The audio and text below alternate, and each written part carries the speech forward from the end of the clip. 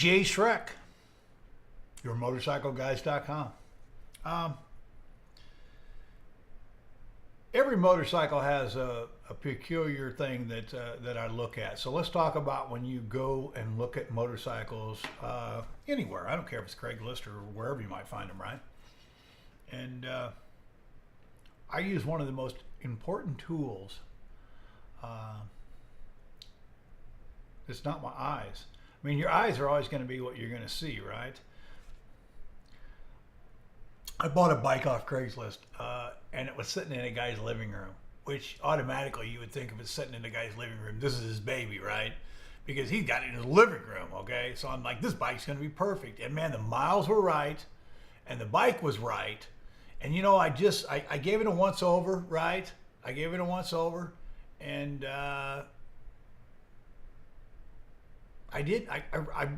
my own rule is that I use this right here, right? I touch everything, right? And as long as the motorcycle is not hot, that's another story in itself, right? For example, if it's got floorboards, I run around the floorboards. Had it been up on the floorboard, right? I look for scratches. I look for dents. Okay, you get a dent in the tank, that's a major deal, right? $300 to $500 probably, like bam, that, right? So I touch the tank all the way around. If the guy doesn't like it, sorry, I'm touching it anyway, right? I'm going to feel, and I'll feel the end of the levers, and I'll feel the end of the bars, and I'll look to see if the bars have a cocked at all, right?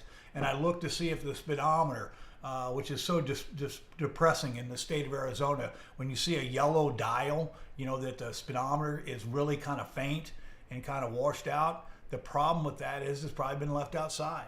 And if it has been left outside, all the rubber's dried up. You know, I've seen some beautiful motorcycles that somehow the guy lost his garage or whatever, and all the rubber's all ate up, right? And man, it's sad, but it is true. And you're there to protect yourself, right? So touch that motorcycle. Look at also the tread. The biggest thing that I would say is you know, you're excited, but kind of take a deep breath and relax and really take it in, and don't get lost in the excitement. Realize that for about 5 or 10 minutes, you've got to negotiate, you've got to size it up, you got to look at it, you got to feel it, you know, you got to fire it up, you got to pull the clutch to make sure the clutch is pulling right. And but I use my hand to go over that motorcycle to see is there any leaks, right?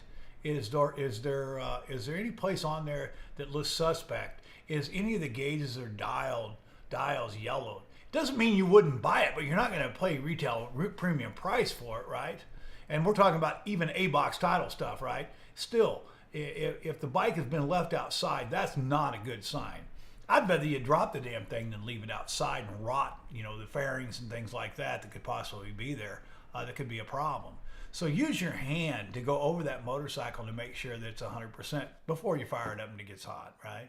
Jay Shrek, your motorcycle guys.com.